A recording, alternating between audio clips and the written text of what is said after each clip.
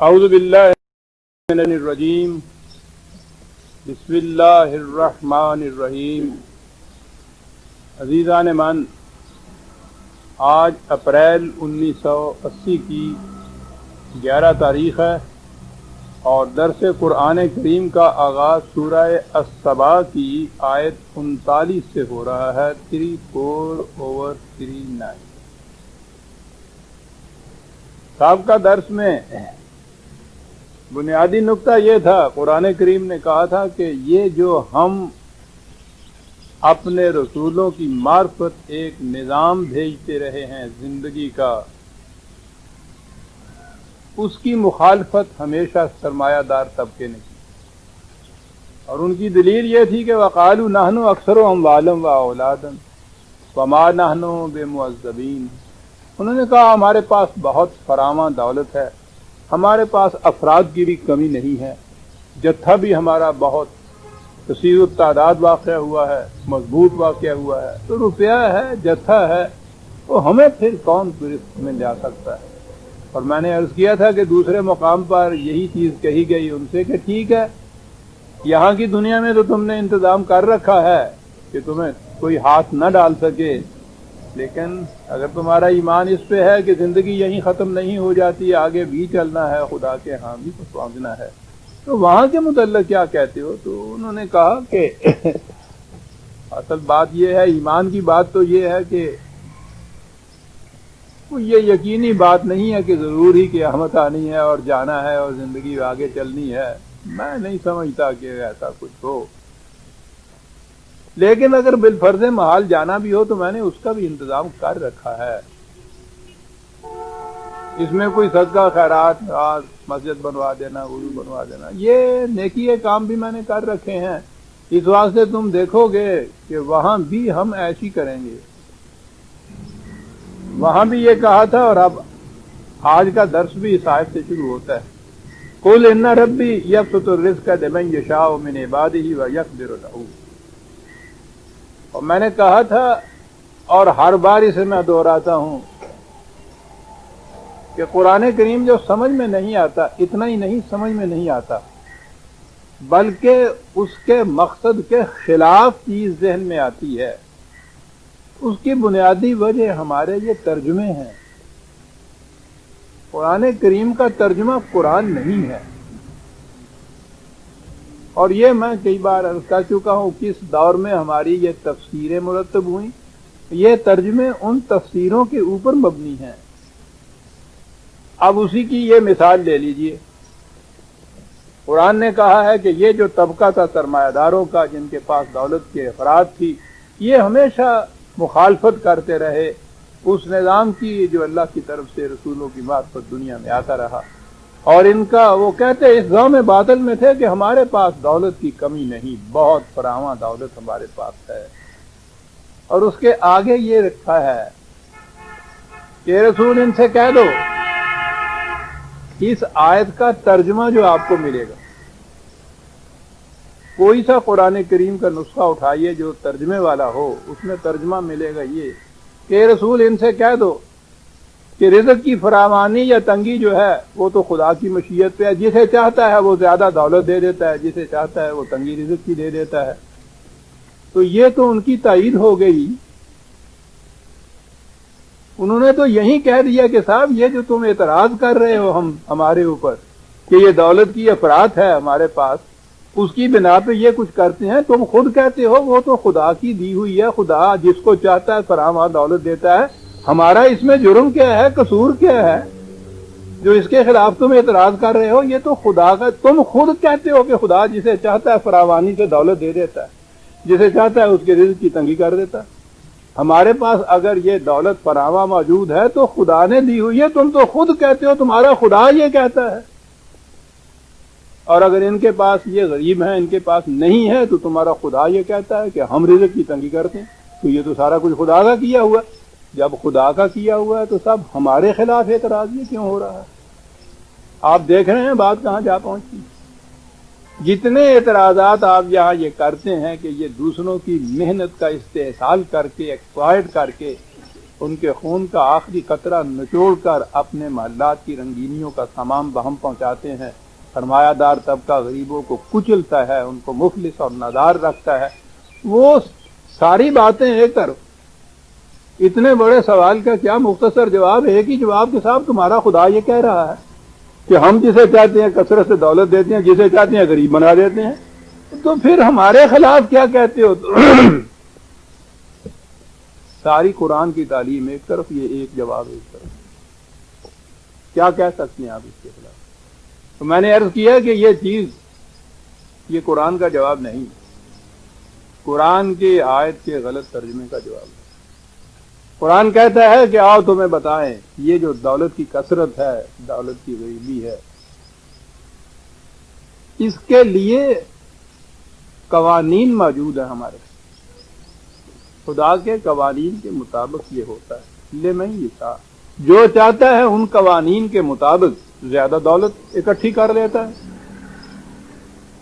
جو نہیں چاہتا، اپنے آپ کو غریبی میں رکھنا چاہتا ہے، وہ غریبی میں رہتا ہے. سوال یہ ہے، دولت اکٹھی کرنے یا غریبی میں رہنے کے لیے تو کچھ قانون مقرر ہے. محنت کیجئے، تدبر سے کام لیجئے، کچھ اس میں انویسٹ کیجئے، وہ روپیہ آتا چلا جاتا ہے. یہ روپے کا زیادہ ہونا یا کم ہونا کہا، یہ معیار نہیں، یہ بنیادی بات نہیں. سوال یہ ہے کہ یہ جو روپیہ اکٹھا کیا جاتا ہے کس مصرف میں لایا جاتا ہے. اصل سوال یہاں سے شروع ہوتا ہے. تم روپیہ اکٹھا کرتے ہو، مثال کے طور پر روپے والا ایک ٹرین کا پورا ڈبہ ریزرو کرا لیتا ہے. 40 مسافر جو ایک ہی ٹکٹ خرید سکتے ہیں سفر کرنے سے رہ جاتے ہیں، وہ ڈبہ خالی بھیج دیتا ہے. روپیہ کس مصرف میں وہ لایا؟ کہا کہ ہم سوال اس پہ نہیں کر رہے کہ تمہارے پاس دولت کیوں زیادہ ہے. ہم کہہ یہ رہے ہیں کہ اس دولت کو صرف کس طرح سے کرتے ہو. وَيَمْكُثُ فِي الْأَرْضِ مَا يَنْفَعُ النَّاسَ. ہمارا قانون یہ ہے کہ اسی عمل، اسی چیز، اسی نظریہ کو بقا ہے دنیا کے اندر جو نوع انسانی کی منفعت کے لیے ہو. دولت ہے تو دوسروں کی منفعت کے لیے اس کو، نوع انسانی کی نفع بخشیوں کے لیے اس کو عام کرو، پھر اس پہ کوئی اعتراض نہیں. اور اگر تم دوسروں کو غریب اور محتاج اور مفلس بنانے کے لیے ان کی ہڈیاں توڑ کے یہ روپیہ جمع کرتے ہو، جمع کرنے کے بعد بھی اس طرح قرآن نے دوسرے مقامات پر جو کہا ہے وَجَمَعَ جمع کرتا ہے اور پھر برتن میں ڈالتا ہے، اوپر سے اس کا منہ بند کر لیتا ہے. جمع وعدد، بینک بیلنس گنتا رہتا ہے کتنا ہو گیا. یعنی وہ رکھتا ہی اپنی ذات کے لیے ہے، اکٹھا کرتا ہے اس طرح سے اور اس کے بعد وہ رکھتا ہے اپنے ہی لیے. تو جو وہ یہاں اکٹھا کرتا ہے وہ کہاں سے لیتا؟ زمین کھود کے تو نکالتا نہیں. کسی کی محنت کا پیدا کردہ ہے نا جس کو کسی طرح سے یہ اکٹھا کر لیتا ہے. اکٹھا کرنے کے بعد پھر یہ منفعت عامہ نوع انسانی کی منفعت کے لیے اس کو کھلا نہیں رکھتا، اس کو سمیٹ کے رکھتا ہے اپنے لیے، ان کو محتاج بنا دیتا ہے. کہا قابل اعتراض بات یہ ہے، دولت کمانا نہیں ہے. میں نے عرض کیا تھا کہ قرآن کی تعلیم جہاں تک آپ معاشیات کا تعلق ہے وہ ایک نظام دیتا ہے، معاشی نظام دیتا ہے، اور بڑی بنیادی چیز ہے جو قرآن اس کو ہی دیتا ہے، معاشی نظام جسے آپ کہتے ہیں. وہ معاشی نظام آج کل کی اس طرح میں سرمایہ داری یا کیپٹلزم کے نظام کے بالکل علی الرغم برعکس اس کے خلاف ہے. سرمایہ داری کا نظام یہ ہے کہ جس طریق سے کوئی چاہے زیادہ سے زیادہ دولت اکٹھی کرے اور جس طرح سے وہ چاہے اسے صرف کرے، کوئی اس میں دخل نہیں دے سکتا. یہ ترجمہ ہے کیپٹلزم کی ایک شک کا، عدم مداخلت. اس کے کسی معاملے میں وہ دخل نہیں دے سکتا. یہ جو نظام ہے کہ میں جس طرح سے جی چاہے سے کماؤں، جس طرح کے معنی زیادہ سے زیادہ سوسائٹی کے جو قوانین مرتب کردہ ہوں ان کے خلاف نہ جائے. وہ قوانین کس کے مرتب کردہ ہوتے ہیں؟ یہی طبقہ ہوتا ہے دولت مندوں کا. زیادہ سے زیادہ نظام جمہوریت ہی آپ کہہ رہے ہیں نا، ووٹیں خریدی نہیں جاتی. کس طرح سے نظام جمہوریت کے اندر آتے ہیں یہ، اور آنے کے بعد یہ وہاں جمع ہوتے ہیں، پھر وہاں قانون ایک بناتے ہیں، تو وہ قانون تو سارا ان کے حق میں بنتا ہے، انہی کا تو بنایا ہوا ہوتا. کبھی سوچتے ہیں آپ کہ یہ جو کارخانوں کے مالک ہیں وہ اکٹھا ہو کے اکٹھے بیٹھ کے جمہوری طریقے سے قانون بنائیں گے تو وہ مزدوروں کے حق میں قانون بنائیں گے؟ اسی لیے تو قرآن نے یہ بات کہی کہ تم جو روز کہتے ہو کہ صاحب عدل ہے، انصاف ہے، جسٹس ہے، اس کے مطابق یہاں سب کچھ ہوتا ہے. جسٹس تم کسے کہتے ہو؟ تم کہتے یہ ہو کہ جو رائج الوقت قانون ہے اس کے مطابق اگر ٹھیک فیصلہ، اس کے مطابق فیصلہ کر دیا جائے تو یہ جسٹس ہے. یہی ڈیفینیشن ہے آپ کے یہاں جسٹس کی. قرآن کہتا ہے وہ قانون جس کے مطابق تم فیصلہ کر رہے ہو اگر وہی عدل پہ مبنی نہ ہو تو پھر یہ عدل کیسے ہوا؟ تو یہ جو ایک نظام ہے آپ کے ہاں، وہ نظام سرمایہ داری کا دولت تک ہی نہیں رہتا. یہودیوں کی آج تو خیر یہ بھیک سے مانگی ہوئی تھوڑی سی سلطنت ان کو مل گئی ہے، دنیا میں کہیں ان کو سر چھپانے کو جگہ نہیں ملتی. دی وانڈرنگ جیوز، خانہ بدوش، یہ ان کی کیفیت تھی. اس کے باوجود ساری دنیا کی حکومتیں ان کے قبضے میں تھی، آج بھی ہیں.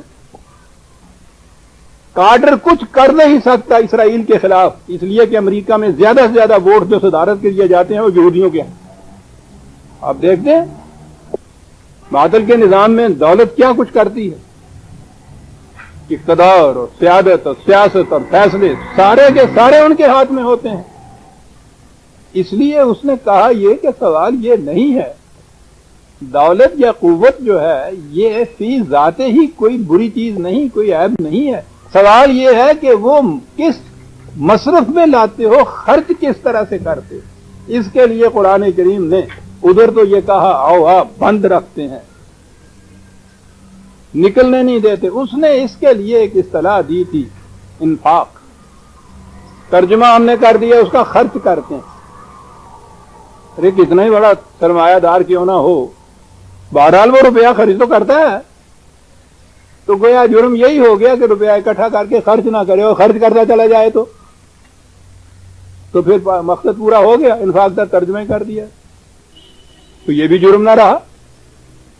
وہ زیادہ سے زیادہ اور انویسٹ کرتا چلا جاتا ہے اور کارخانے لگاتا ہے، کرتا ہے خرچ. میں نے کہا کہ پھر دوسرا ترجمہ کر لو. پہلا تو وہ تھا کہ خدا جسے چاہتا ہے دولت دیتا ہے، جسے چاہتا ہے غریب بناتا ہے. وہ ترجمہ کر، وہ کہتا ہے یہی ہے جو غریب رہنا چاہتا ہے اس کو کون امیر بنا سکتا ہے. اگلی بات یہ آ گئی، انفاق کا ترجمہ ہوا خرچ کرنا. یہ تو ضد ہے ربا کی، یہ تو ضد ہے سرمایہ داری کی. سرمایہ داری میں وہ اکٹھا کیا جاتا ہے، اپنی ذات کے لیے رکھا جاتا ہے. انفاق کے معنی خرچ کرنا ہی، انفاق کے معنی ہے روپے کو کھلا رکھنا منفعت عامہ کے لیے، کھلا ہی رکھنا. ٹھیک ہے آپ نے ایک ڈبہ ریزرو کرا لیا ہے گاڑی کا کیونکہ غریبوں کے پاس پیسے نہیں تھے ٹکٹ کے، ریزرو کرائیے، خرچ کیجئے، اس کے دروازے کھلے رکھیے. یہ انفاق ہے کہ بھئی جس نے جانا ہے آ جاؤ اس کے اندر، میرے پاس 4 پیسے فاضلہ تھے، میں نے زیادہ ٹکٹیں خرید لی ہیں، جس کے پاس پیسہ نہیں ہے وہ آؤ، اس میں کھلا رکھو دروازہ اس کا. کہا یہ ہے اسلام ہے. اسی ڈبے کو ریزرو کرا کے دروازہ بند رکھو، یہ ربا ہے. تو اس کا ترجمہ ہی کھلا رکھنا ہے. انفاق میں نے کئی دفعہ آپ سے کہا، یہ پہلے یہ آ چکی ہیں چیزیں، یہ بنیادی جو اصطلاحیں ہیں قرآن کی، ان کا صحیح قرآنی مفہوم پہلے متعین کیجیے. سمجھانے کے لیے عربی زبان کا لفظ ہے یہ، جسے نیفا کہتے ہیں نا آپ، وہ یہی ہے نیفقتن، اسی سے ہے وہ.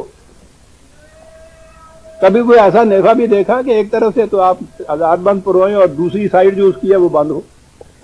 وہ نیفا ہی نہیں ہوتا. نیفا تو وہ ہوتا ہے کہ ادھر سے بھی کھلا ہوا ہو، دوسری طرف سے بھی کھلا ہوا. میانی جس میں روپیہ رکھا کرتے تھے پہلے، اب تو ہمارے ہاں اگلی نسل کو یہ بھی معلوم نہیں ہوتا، اور وہ روپیہ ہی اب نہیں ہے تو رکھنا کہاں ہے.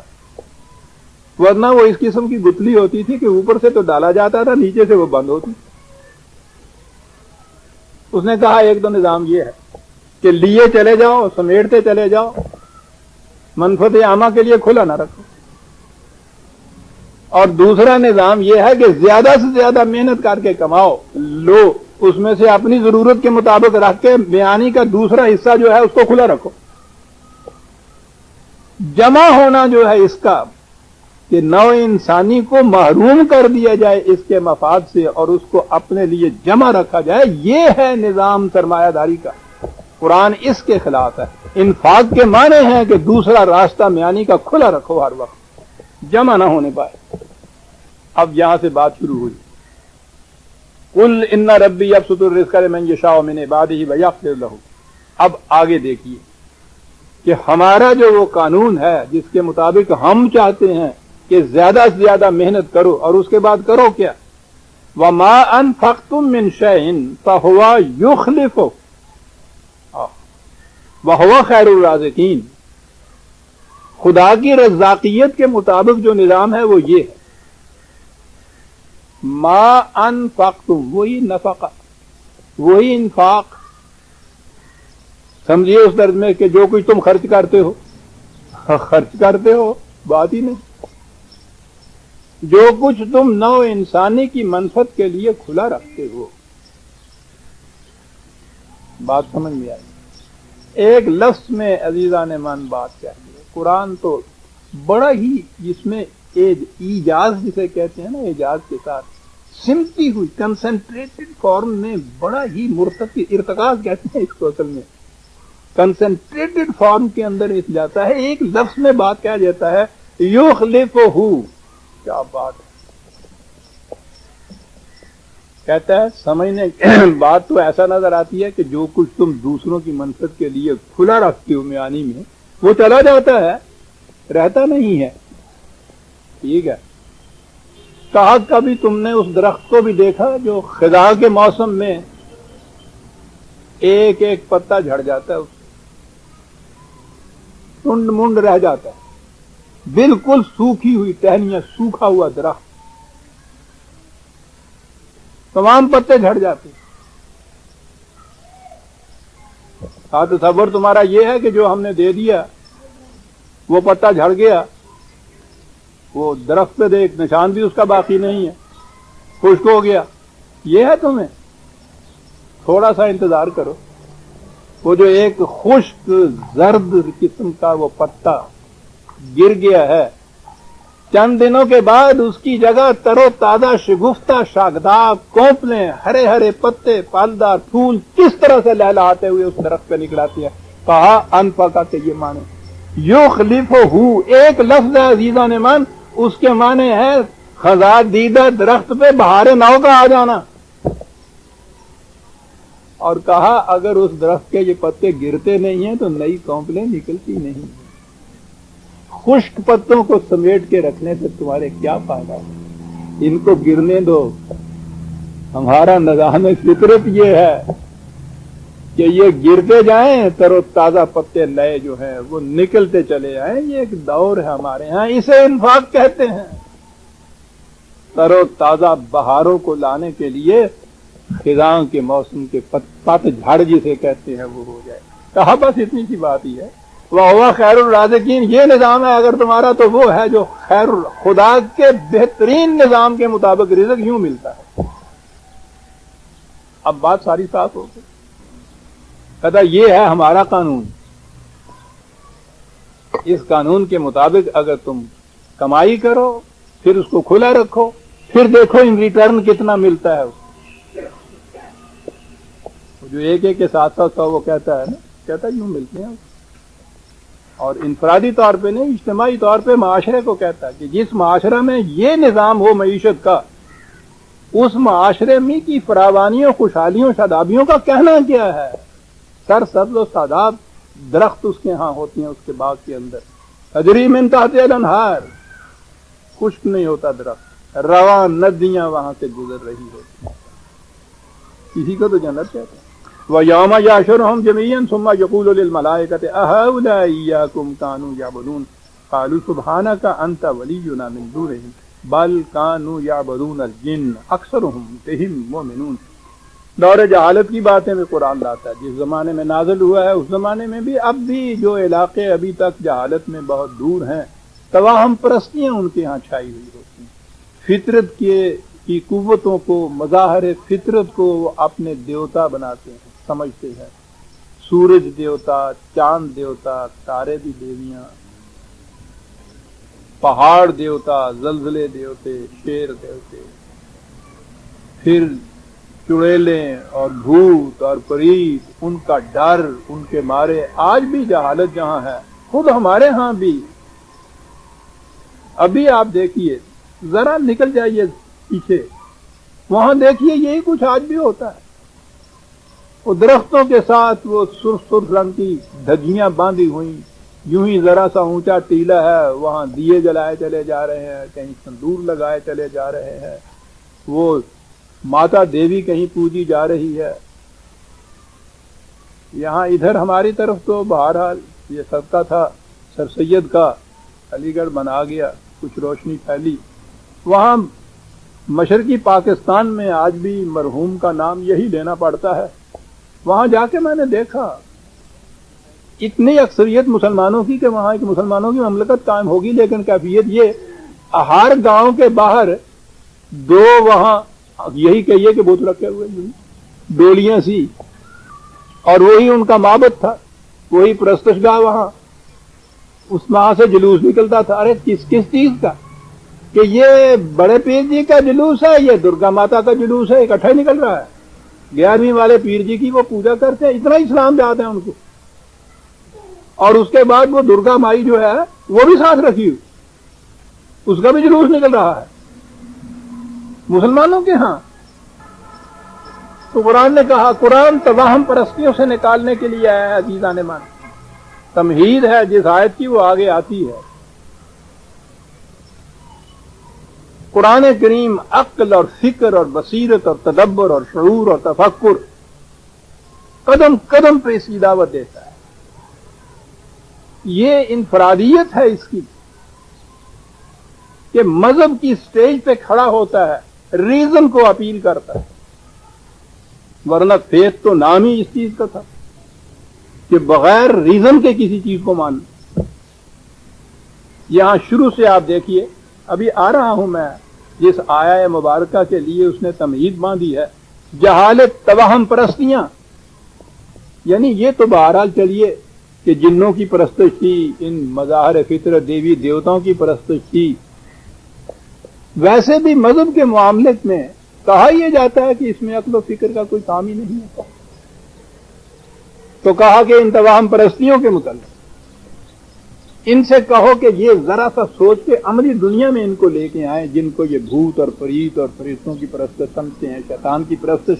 هل یوم لا یملک بعضکم لبعض نفعا ولا ضرا نقول للذین ظلموا ذوقوا عذاب النار التی کنتم بها تکذبون۔ نے کہا کہ میٹر آف فیکٹ کی ورلڈ کے اندر آئیے،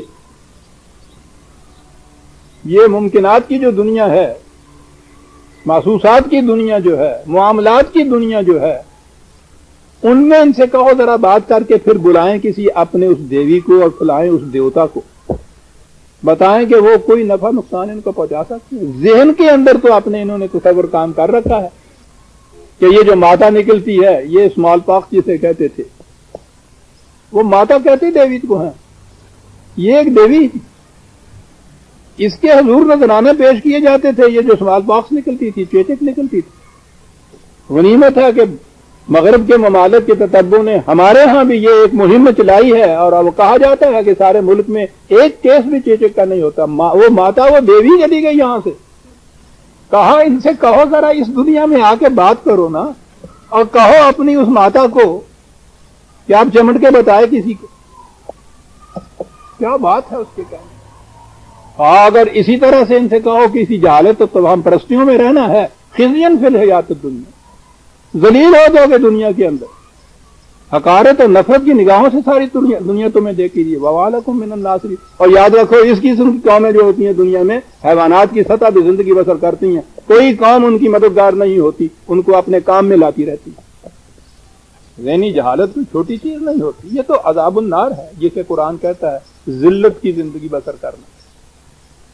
وَإِذَا تُتْلَىٰ عَلَيْهِمْ آيَاتُنَا بَيِّنَاتٍ قَالُوا مَا هَٰذَا إِلَّا رَجُلٌ یرید ان یصدکم عما کان یعبد آباؤکم، ایک ہی چیز جو کہہ چلا رہا، کہتا وہ تو دیوی دیوتاؤں کی بات تھی، اس سے بھی زیادہ ایک اور جہالت کی بات تمہیں بتانا، آ جاؤ مذہب کی دنیا کی طرف۔ ان سے جب کہا جاتا ہے کہ صاحب یہ ایک دعویٰ ہے، یہ ایک حقیقت ہے، یہ ایک بیان ہے جسے میں دے کے آیا ہوں، یہ ایک قانون ہے جو تمہارے سامنے پیش کر رہا ہوں، اس کو پرکھو،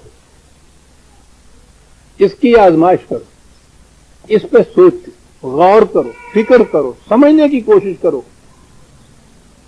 سچا نظر آئے اسے قبول کرو، ٹیسٹ کرو، اس کا پریگمیٹک ٹیسٹ کرو، لیبارٹری میں جا کے اس کو ٹیسٹ کرو، پھر دیکھو وہ نتیجہ نکلتا ہے جو میں یہ کہتا ہوں یا نہیں۔ میں ایک دانہ لایا ہوں، بیج لایا ہوں، بو کے دیکھو اس کو۔ سمجھنا چاہتے ہو تو میں دلائل و براہین کی روح سے تمہیں سمجھاتا ہوں یہ کیا ہے۔ محسوس طور پہ دیکھنا چاہتے ہو تو اس کا امتحان کر کے، اس کو ٹیسٹ کر کے دیکھو۔ ان سے کہا یہ جاتا ہے کہ یہ ہے جو میں کہتا ہوں، یہ ہے میرا دعویٰ، یہ اس کی دلیل ہے، اس طرح سے پرکھ کے اس کو دیکھو۔ یہ کہتے ہیں کہ نہیں صاحب، ہم تو نہ اسے پرکھیں گے، نہ اسے مانیں گے، نہ اس کے خلاف کوئی دلیل دیں گے۔ ابھی کیسے اس کو ایسے ہی ریجیکٹ کر دو؟ کہنے لگے ہاں ریجیکٹ اس لیے کر دیں گے کہ جو کچھ ہمارے اسلاف کہتے چلے آ رہے ہیں یہ اس کے خلاف ہے دلیل۔ کہا یہ ان سے بھی زیادہ توام پرست۔ کہا یہ کوئی دلیل ہے؟ ہر انسان صاحب فکر ہے، ہر دور کا علم ہے، بصیرت ہے، فکر ہے، تدبر ہے۔ میں پیش کرتا ہوں علی بصیرت، ادعو الی اللہ علی بصیرت انا و من اتبعنی۔ میں جو تمہیں خدا کی طرف دعوت دیتا ہوں تو یہ وہ فیتھ نہیں ہے جو کرسچینٹی کا راشیدہ ہے کہ اس میں عقل کو دخل نہیں ہے۔ میں علی وجہ البصیرت دعوت دیتا ہوں تمہیں، میں بھی ایسا کرتا ہوں، اور جو میری سنت کے متبع ہوں گے وہ بھی ایسا ہی کریں گے۔ اور کہا ان کی کیا کیفیت ہے؟ یہ پیش کر رہا ہوں میں عقل و بصیرت کی روح سے، ان سے کہہ رہا ہوں ہاتھو برہانکم ان کنتم صادقین، سچے ہو تو اپنی دلیل لاؤ۔ اور یہ کہتے ہیں کہ صاحب ہم تو جانتے ہی نہیں ہیں دلیل ویل کیا ہوتا ہے، بصیرت اور عقل کیا بات ہے، ہم یہ جانتے ہیں کہ جو کچھ ہمارے ہاں سے ہوتا چلا آ رہا ہے یہ اس کے خلاف ہے جو تم کہتے ہو، اس لیے ہم اسے نہیں مانتے۔ کہا یہ توام پرستی کی انتہا ہے۔ اب اس کے بعد ان سے کیا کہا؟ نہ دلیل، نہ اپیل، نہ عقل، نہ فکر، نہ تدبر، نہ شعور، کچھ نہیں۔ جو کچھ بڑے کہتے چلے آ رہے ہیں، کرتے چلے آ رہے ہیں، وہی کرتے چلے جائیں گے۔ ارے اس کو ہی کھڑے ہو کے پرکھ لو، وہ کہہ رہا ہے میری بات نہ مانو، جو کچھ یہ کرتے چلے آ رہے ہیں، جو مانتے چلے آ رہے ہیں، اس کو ہی عقل و فکر کی روح سے پرکھ کے دیکھو کہ جی نہیں صاحب جو کچھ ہوتا چلا آ رہا ہے، جو اسلاف کا مسلک ہے، مذہب کا معاملہ ہے، شریعت کا مسئلہ ہے، شریعت میں تو عقل کو دخل ہی نہیں ہوتی۔ یہ الحاد ہے، یہ بے دینی ہے جو کہہ رہے ہو کہ صاحب عقل و فکر کی روح سے پرکھ کے دیکھو۔ مذہب میں عقل و فکر این یصدکم عن، بڑکا دیتے ہیں عوام کو یہ کہہ کے کہ یہ تمہیں اسلاف کے راستے سے روک رہا ہے۔ باو کہا اتنا ہی کافی ہے۔ ان کو یہ کہا اور وہ اٹھ کھڑے ہوئے اس کے خلاف، جہاد کرنے کے لیے، فساد کرنے کے لیے، مارے گئے، شہید ہیں۔ ارے بھئی یہ شہادت کس قسم کی آئی ہے؟ فساد میں کہا یہ دوسری چیز۔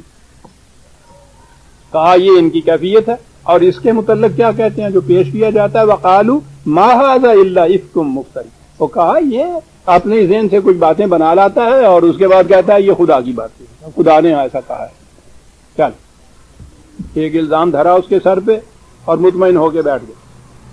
وقال الذين كفروا للحق لما جاءهم ان هذا الا سحر مبين۔ الحق ان کے سامنے پیش کیا جاتا ہے۔ حق تو عربی زبان میں کہتے ہی اس کو ہے جو محسوس طور پر اپنے نتائج سے اپنے آپ کو سچا ثابت کر دے۔ یہ ذہنی اور فکری چیز ہے ہی نہیں۔ یعنی ہم حقیقت کو تو سمجھتے ہیں اس لفظ کو کہ حقیقتاً یہ ایسا ہے، روز بولتے ہیں ہم جب وہی لفظ حق آتا ہے جہاں سے حقیقت کا لفظ نکلا ہے تو حق جو ہے وہ فیض ہو جاتا ہے، وہ حقیقت نہیں رہتا، وہ فیض ہو جاتا ہے۔ کہتا ہے جب ان کے سامنے الحق ہے وہ آتا ہے تو یہ کہتے ہیں کہ یہ کھلا ہوا جھوٹ ہے۔ کیوں جھوٹ ہے؟ جو کچھ ہمارے اسلاف کہتے اور کرتے چلے آ رہے تھے یہ اس کے خلاف ہے، اس لیے جھوٹ ہے۔ دلیل وما آتیناہم من کتب یدرسونها وما ارسلنا علیہم من قبلک من نذیر، یہ بھی نہیں کہ ان سے پہلے کوئی ان کے پاس کتاب آ گئی ہو اس میں یہ لکھا ہو کہ یہ جو کچھ کہہ رہا ہے یہ غلط ہے، چلو جی اس کی اتھارٹی صحیح، یہ بھی نہیں۔ کوئی رسول ہی آیا ہو اس نے ہی آ کے کہہ دیا ہو، یہ بھی نہیں۔ جو کچھ پہلے سے ہوتا چلا آ رہا ہے، جو کچھ اسلاف کہتے چلے آ رہے ہیں۔ عزیزان من، قرآن کریم نے 20 مقام پر یہ جو رسول اللہ صلی اللہ علیہ وسلم کی مخالفت کرنے والے کفار تھے یہ ان کے اقوال نقل کیے ہیں، کفار کے بھی، اور یہ یہود اور نصارہ اور مجوسی جتنے بھی مخالفت کرنے والے تھے اسلام کے، قرآن کریم نے ہر مقام پر ان کی طرف سے یہی عذر پیش کیا ہے کہ یہ جواب میں یہ کہتے ہیں، اور ہر دفعہ ان کو لتاڑا ہے۔ کیوں؟ یہ کوئی دلیل ہے جو تم دے رہے ہو؟ میں کہتا ہوں آن میرٹ پرکھو جو میں کہہ رہا ہوں، تم کہتے ہو یہ اسلاف کے طریقے کے خلاف چلا آ رہا ہے، وہ ہو سکتا ہے کہ وہ غلطی ہو، چلیے ٹھیک ہوگا، پرکھ کے دیکھ لو، دلیل و برہان کی روح سے وہ ٹھیک نکلی ایکسپٹ کرو۔ میں تب کہتا ہوں کہ پھر نہ ایکسپٹ کرو، کھڑے ہو کے پرکھ کے تو دیکھ لو کہ جی نہیں، ہم اس کے لیے تیار نہیں ہیں۔ میں نے کہا کہ قرآن کریم نے یہ ان کے اقوال نقل کیے اور اپنی طرف سے ان کی تردید کی، اس سے زیادہ بھی کوئی انقلاب آپ کریں گے کہ یہی مسلمان قرآن کے ماننے والے یہی اب دلیل دیتے ہیں قرآن کے خلاف۔ اہل مذہب میں سے اہل شریعت آپ کے یہاں کے علماء حضرات جو ہے، کسی سے بات کر کے دیکھو یہ کہ صاحب یہ تو اسلاف کے مسلک کے خلاف ہے، یہ اس روش کے خلاف ہے جس کے اوپر ہم ہوتے چلے آ رہے ہیں۔ یعنی وہ جو قرآن کریم ان کفار کا، غیر مسلموں کا قول پیش کر کے اس کی تردید کرتا تھا، یہی اب دلیل پیش کی جاتی ہے ہمارے ہاں سے۔ تو مذہب تو ہر جگہ ایک ہی ہوتا ہے، اسلام تو دین تھا، مذہب تھا ہی نہیں۔ یہودیوں کا مذہب تھا، عیسائیوں کا مذہب تھا، مجوسیوں کا مذہب تھا، وہ مذہب یہ کہتا تھا بزرگوں کے مطابق ان کی عظمتوں کے قصیدے شان، اس کے لیے پروپیگنڈا کرتے چلے آئے، ان کا بہت بڑا بت بنایا لوگوں کے ذہنوں کے اندر، اور اس کے بعد پھر کہ جب وہ فلاں حضرت امام صاحب نے فرمایا ہے، فلاں حضرت صاحب کا ارشاد ہے، فلاں کتاب میں یہ لکھا ہے، یعنی وہ قرآن پیش کر رہا ہے، وہ یہ چیزیں کہہ رہے ہیں، ان کے ذہنوں کے اندر ان کی عظمتوں کے مینار کھڑے کیے ہوئے ہیں سارے کہ صاحب یہ پوچھئے یعنی یہ زیادہ جانتے ہیں قرآن کو حضرت صاحب وہ جو تھے امام اعظم یا حضرت امام عبد القادر جیلانی رحمۃ اللہ علیہ، یعنی وہ نہیں قرآن جانتے تھے، یہ زیادہ جانتے، سیدھی سی بات، جاننے کا سوال نہیں ہے۔ وہ تو کہتا ہے کہ یہ تم ہم دیکھ لو، آپ پڑھ کے دیکھ لو، یہ اس کے خلاف جا رہا ہے کہ جی انہوں نے نہیں پڑھا تھا قرآن، کیا جواب دیا جائے گا؟ تو گویا یہ پڑھا جا چکا جو پڑھا جانا تھا قرآن، کسی دور تک سمجھا جانا تھا، جو کچھ سمجھا جا چکا وہ دور ختم ہو گیا۔ ابھی آتا ہوں وَكَذَّبَ الَّذِينَ مِن قَبْلِهِمْ وَمَا بَلَغُوا مِعْشَارَ مَا آتَيْنَاهُمْ فَكَذَّبُوا رُسُلِي فَكَيْفَ كَانَ نَكِيرِ۔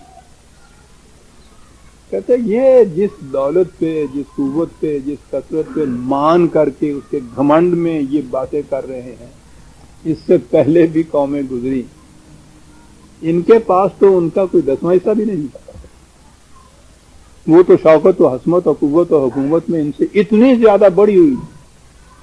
اب دیکھیے کہتا کیا کہ جب ان قوموں نے عقل و فکر سے کام لینا چھوڑ دیا تو ان کے کھنڈرات تو باقی رہ گئے، قومیں باقی نہیں رہی۔ کہتے وہ بھی یہی تھے کہ جو کچھ ہم کر رہے ہیں یہ اسلاف کے راستہ، تو جرم کیا تھا؟ عقل و فکر سے کام نہ لینا۔ آپ دیکھ رہے ہیں کہ قرآن کریم قوموں کی کے زوال اور ان کی تباہی کا بنیادی سبب کیا بتاتا ہے؟ علم و بصیرت اور عقل و فکر سے کام نہ لینے والی قوم. انسان کو تو حیوانات سے اشرف بنایا ہی اس بنا پہ تھا کہ اس کو صاحب عقل بنایا تھا، صاحب فکر بنایا تھا. اسلاف کا مسلک حیوان کے ہاں ہوتا ہے. 10,000 یا 10 لاکھ یا 10 کروڑ سال پہلے بکری جو کچھ کرتی تھی، جو کچھ کھاتی تھی، جس طرح رہتی تھی، جیسے جاتی تھی، آج بھی وہ بکری اسی طرح سے کرتی. اسلاف کے مسلک پہ چلتی ہے نا. تمام حیوانات اسلاف پہ مسلک پہ چلتے. نتیجہ اس کا کیا؟ 10 کروڑ سال جہاں پہلے ان کے ہاں کا کوئی سلف کھڑا تھا، آج کی بکری، آج کا بھیڑیا، آج کا شیر بھی وہیں کھڑا ہے. ایک قدم آگے نہیں بڑھ سکتا. زندگی جامد ہو کر رہ جاتی اور سکون حال ہے فطرت کے کارخانے میں. یا تو ویسے کا ویسا ہی وہ بنا، اور پتہ نہیں کتنی اور اس قسم کی اسپیشیز ہیں جو ختم ہی ہو چکی، اور جو باقی ہیں وہ اسی شکل میں باقی ہیں. ان میں کوئی ارتقائی منزل آگے نہیں طے ہوتی، کچھ اور اس میں آگے نہیں وہ بڑھتی. تو جو قومیں بھی عقل و فکر سے کام لینا چھوڑ دیتی ہیں، حیوانی زندگی کی طرح، جامد زندگی کی طرح ایک مقام پہ کھڑی رہتی ہیں، آگے بڑھنے والی جو قومیں ہوتی ہیں دھتکار دیتی ہیں. وہ ان سے جانوروں کا، حیوانوں کا کام لیتی ہیں، وہ ان کا بوجھ اٹھاتی ہیں، ان کی جگہ ذبح ہوتی ہیں. یہی تو بنیادی فرق ہے انسان اور انسان میں. آج بھی جن قوموں کو آپ کہتے ہیں کہ آپ سے وہ بہت آگے چلے گئی، کیا چیز خصوصیت کبرا ہے ان کے اندر جس کی بنا پہ وہ آگے چلے گئیں، آپ پیچھے رہ گئے؟ عقل و فکر، علم و بصیرت. انہوں نے اس سے کام لیا ہے. وہ اتنے آگے چلے گئی ہیں کہ آپ روٹی تک کے لیے بھی ان کے محتاج ہو گئے. کہیں پتہ کھڑکتا ہے یا ہم سمجھتے ہیں کہ موت ہے.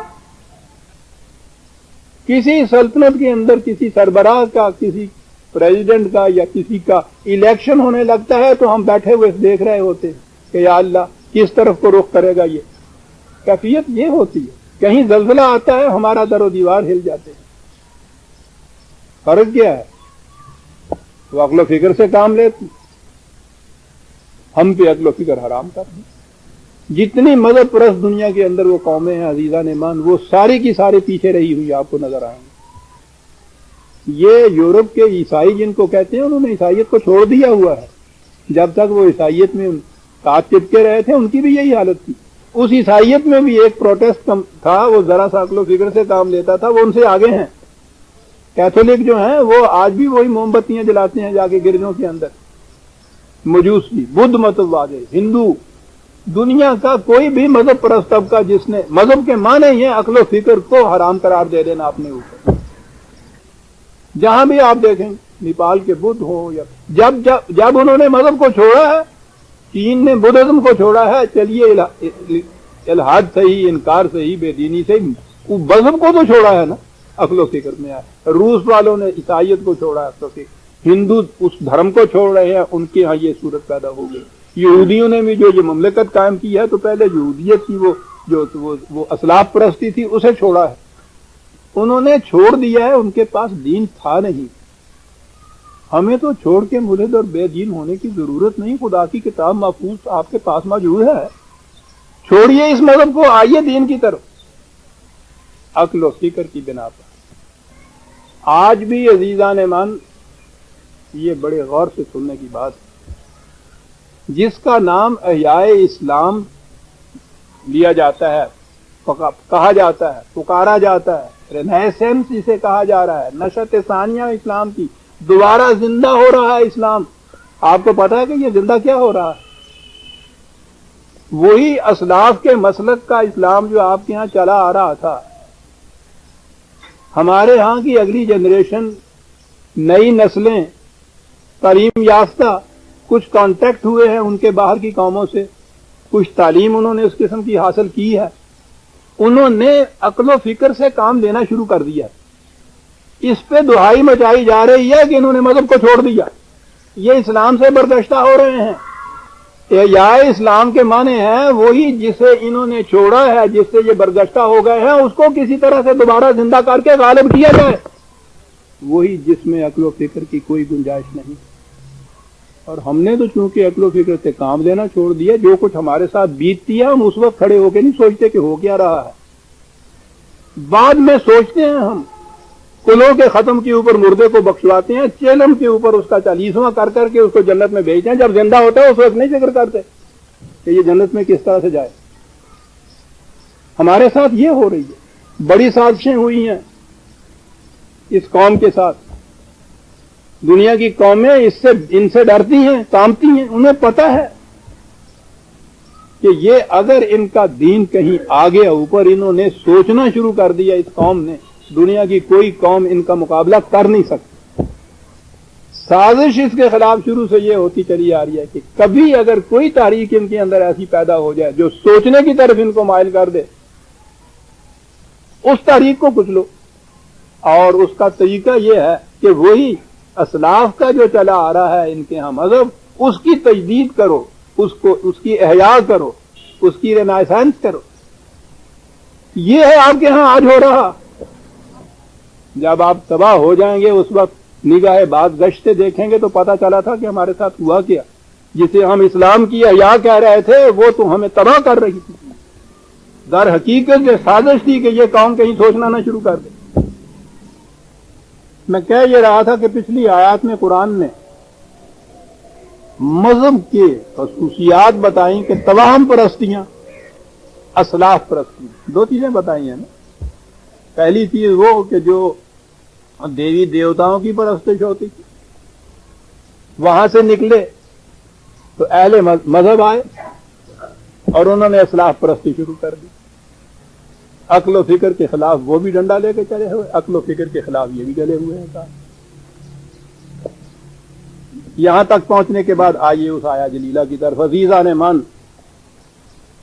کیا عرض کروں کہ کہاں کہاں اس کو لکھ کے رکھی، کیا عرض کروں کہ کتنی بنیادی اہم چیز ہے جو کہی جا رہی ہے، مذہب کے سٹیج سے یہ آواز دی جا رہی ہے۔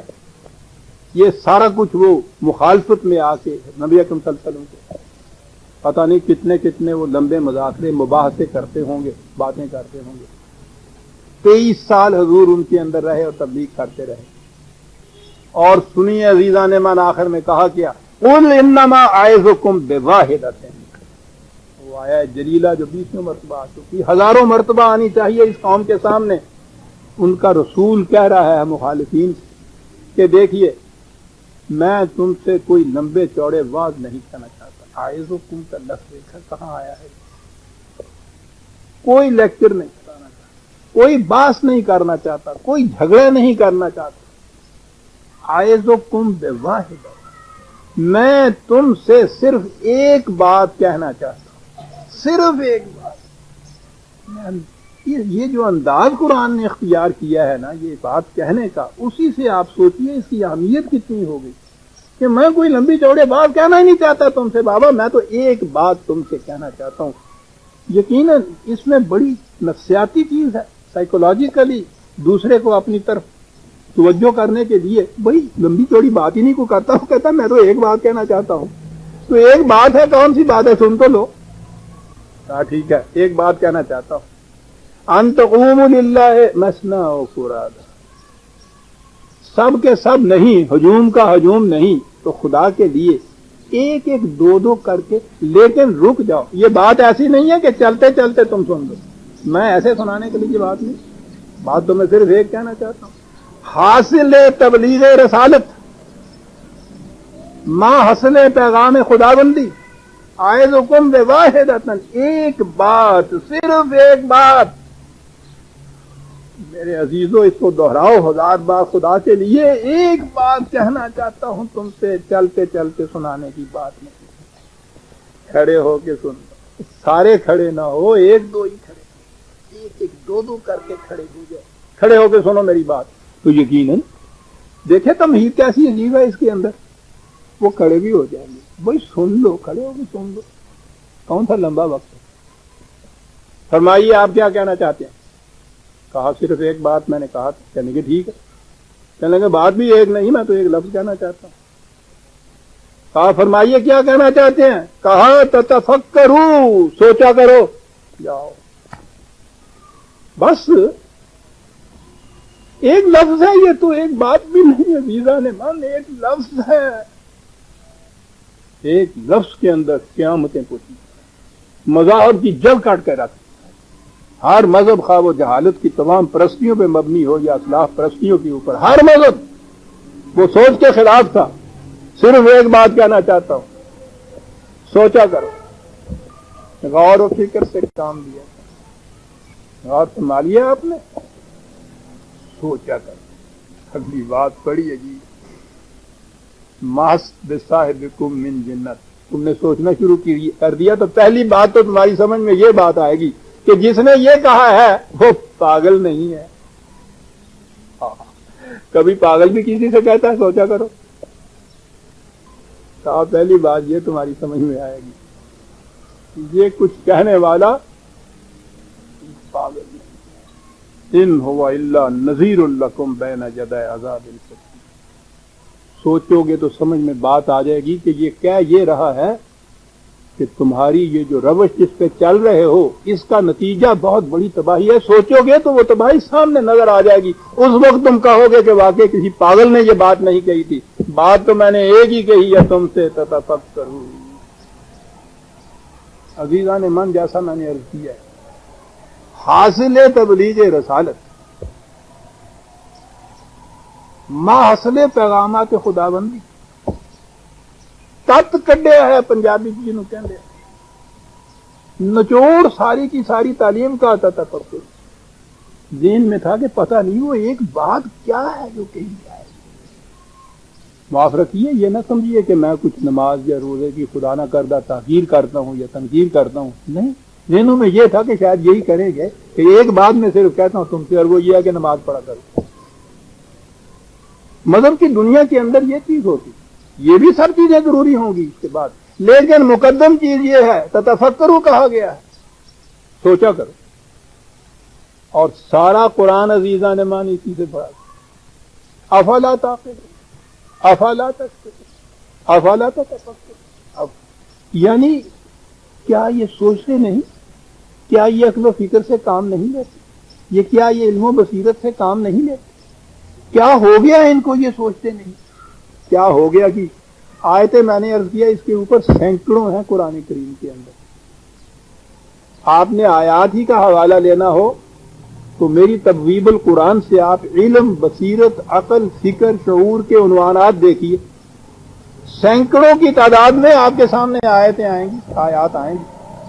اس وقت صرف ایک آیت قرآن کریم کے متعلق 47/24 47/24 افلا یتدبرون القرآن. کیا بات، کیا یہ قرآن میں غور و تدبر سے کام نہیں لیتے؟ قرآن میں تدبر فی القرآن کہا کیا یہ ہو گیا ہے کہ ام علی قلوب اقفالها، کیا ان کے دلوں پر تالے پڑ گئے ہیں؟ غور و فکر سے کام نہ لینے والوں کے متعلق کہا دلوں کے تالے پڑ گئے. لہم قلوب لا یفقہون بہا. قرآن کہتا ہے آؤ تمہیں بتائیں، جہنم میں جانے والوں کی نشانیاں بتائیں تمہیں. یہ وہ لوگ ہیں کہ سینے میں سمجھنے کے صلاحیت رکھنے والا دل تو رکھتے ہیں، اس سے سمجھنے کا کام نہیں لیتے. جہنم میں غور فرمائی، ذرا نہ لے جہنم کسینوں میں نہ گرنے والے میں. آنکھیں دی ہیں ہم نے، دیکھنے کا کام نہیں ہے.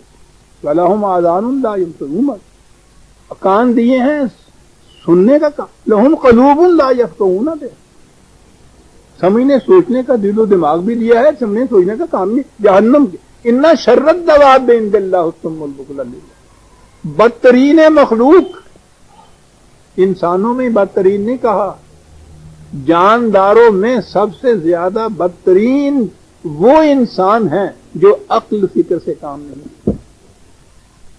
غور فرمائیے آپ عقل و فکر کی اہمیت. اور یہاں جو میں نے کہا ہے ام علی قلوب اقفالها، ان کے دلوں کے اوپر تالے، بات سامنے آ جاتی ہے، یوں ہی چھوڑ کر آگے جانے کو جی نہیں چاہتا. اتنی بڑی عظیم سائیکولوجیکل نفسیاتی حقیقت قرآن اس میں کہہ گیا ہے. قلوب ان کے دلوں پر اقفالها، صرف اتنا ہی کافی تھا، دلوں پر تالے پڑے ہوئے. کہا ان کے دلوں نے، یہ نہیں کہ باہر سے کسی نے لا کے ان میں تالا ڈال دیا ہے. اقفالها دلوں نے خود ہی اپنا ایک تالا بنایا ہے، اپنے اوپر خود ہی اس کو ڈال لیا. اطفالو ہاں واہ واہ واہ. کوئی سائیکالوجسٹ اس کی داد دے سکے گا؟ یہ جہالتیں جو ہیں عزیزان من کہیں باہر سے نہیں لائی جاتی. دلوں کو جب سب نے سوچنے سے باز رکھا جاتا ہے تو یہی چیز قرآن نے دوسری جگہ کہا ہے، ان کے اعمال خود زنگ بن گئے ہیں ان کے لیے. یہ زنگ بن جاتے ہیں. سمجھنا سوچنا چھوڑ دیجئے. فطرت کا قاعدہ یہ ہے، کوئی جاندار کسی اپنے کسی عضو یا صلاحیت سے کام لینا چھوڑ دے، وہ کچھ عرصے کے بعد وہ کہتی ہے کہ کیا فائدہ ہے اس کو یہ دینے سے. وہ مفقود ہی کر دیتی ہے، ختم کر دیتی ہے، چمگادڑ بنا دیتی ہے ان کو. کہ جنہوں نے کچھ عرصے کے لیے آنکھیں بند رکھی روشنی سے، تو اس نے کہا کہ وہ ٹھیک ہے آنکھیں ان کو ایسے دو جو روشنی میں کھل ہی نہ سکے. ٹیسٹ ہو رہے ہیں یورپ کے اندر، امریکہ کے اندر، چوہوں کے اوپر، جانوروں کے اوپر. اندھیرے میں تاریکی میں ان کو رکھا جاتا ہے عمر بھر. اس کے بعد ان کے ہاں کے جو آگے بچے پیدا ہوتے ہیں وہ پیدائشی اندھے پیدا ہوتے ہیں. فطرت اس قدر وہ فضول خرچ واقعہ نہیں ہوئی ہے کہ اس کو پتا چلے کہ انہوں نے اس سے کام نہیں لینا تو وہ اس کو دیتی چلی جائے. جو قومیں عقل و فکر سے کام نہیں لیتی، ان کے دل اپنے اوپر خود تالے ڈال دیتے ہیں. کچھ جنریشن کے بعد دیکھیے گا ان قوموں میں سمجھنے سوچنے کی صلاحیت ہی نہیں رہتی. کہا کیا تھا؟ تفکروا، سوچا کر. ہاں. اور عزیزان ایمان اس کے بعد وہ آیت جو کئی دفعہ آتی، ساری دنیا میں ایمان کے متعلق جس کا ترجمہ فیتھ کیا، وہی ترجمہ جہاں جائے گی وہی ترجمہ. ایمان کا ترجمہ فیتھ، کنوکشن نہیں، فیتھ. فیتھ کے معنی جس چیز کو بغیر عقل و فکر کے مانا جائے. ہمارے ہاں بھی یہ چیز ہے کہ ایمان کے معاملے میں، فیتھ کے معاملے میں عقل و فکر کا کام نہیں. پکا ایمان والا اسے کہیں گے کہ جو وہ کہے کہ سر میں تو بغیر کسی سبجے سوچے کے مانتا ہوں، میں بغیر دلیل کے مانتا ہوں. اور پھر اس کے اوپر کہانیاں کہ میں عرض کرتا ہوں سازش کیا ہوئی آپ کے ساتھ. قرآن کریم نے مومنین کے متعلق مومن کی ڈیفینیشن دی، مومن کی خصوصیات بتائی ہیں. 25ویں سورت ہے یہ اور 73ویں آیت ہے یہ. کئی دفعہ آتی بہت سی چیزیں کہ مومن وہ ہوتے ہیں، مومن وہ ہوتے ہیں. اور آگے کہا ہے مومن وہ ہوتے ہیں والذین اذا ذکروا بآیات ربہم لم یخروا علیہا صما وعمیانا. مومن تو وہ ہوتے ہیں کہ جب ان کے سامنے اور تو اور خدا کی آیات بھی پیش کی جائیں وہ انہیں بھی آنکھیں بند کر کے کان بند کر کے ان کے اوپر نہیں جھک پڑتے، اندھے بہرے بند کے نہیں ان کو ایکسپٹ کر لیتے خدا کی آیات کو بھی. مومن وہ ہے. تو ایمان تو نام ہی آنکھیں کھول کر کسی چیز کو فکر سے، غور سے، تدبر سے سمجھنے کے بعد ایکسپٹ کرنے کا نام ایمان ہے. قرآن کہتا ہے مومن کی تو ڈیفینیشن یہ ہے کہ اور تو اور خدا کی آیات کو بھی وہ آنکھیں بند کر کے کان بند کر کے ایکسپٹ نہیں کرتے، غور و فکر سے سوچتے ہیں. جب وہ اس پہ مطمئن ہو جاتا ہے قلب و دماغ ان کا پھر ایکسپٹ کرتے ہیں. اسے مومن کہتے ہیں. عزیزان ایمان میں اسی موضوع پہ اگر جاؤں تو میرا خیال ہے 6 مہینے تک درس نہ ختم ہو. قرآن نے عقل و فکر کو اہمیت کتنی دی. لیکن میں عرض کرنا چاہتا ہوں اتنا ہی کافی ہے. آپ خود قرآن اٹھا کے دیکھیے کتنی بڑا قریب ہر صفحے پہ کوئی نہ کوئی لفظ عقل اور فکر اور دلیل اور شعور اور تدبر اور تفکر اس کے لفظ آتے جائیں گے آپ کے ہاں. تو اتنی بدیہی حقیقت کے متعلق زیادہ تفصیل میں ایک درس میں جانے کی ضرورت کیا ہے. قرآن یہ تھا.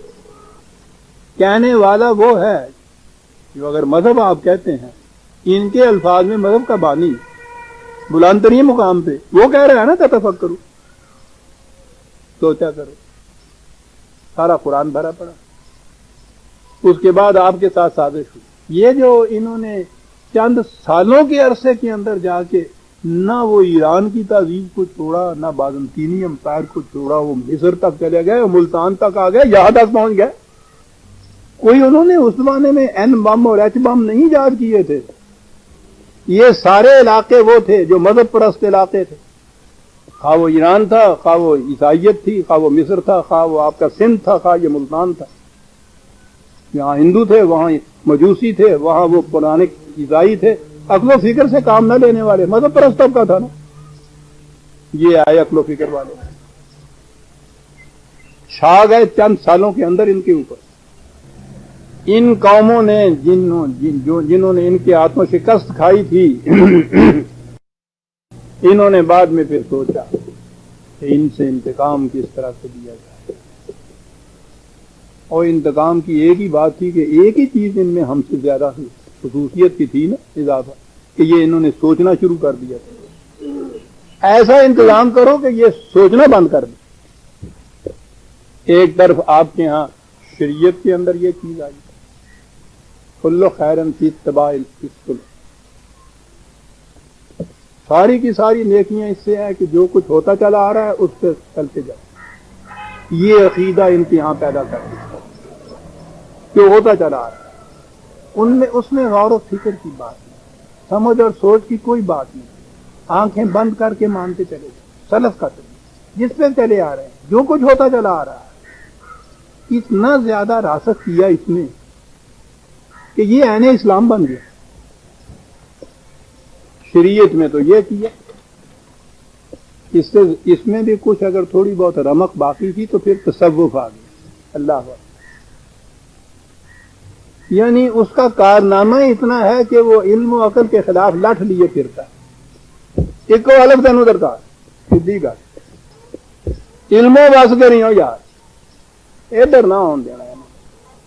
میں نے دو لفظ کہے ہیں عزیزہ نے مان، لائبریریوں کی لائبریریاں بھری ہوئی ہیں اس لٹریچر سے کہ ساری تباہیاں دنیا میں عقل کی لائی ہوئی ہیں.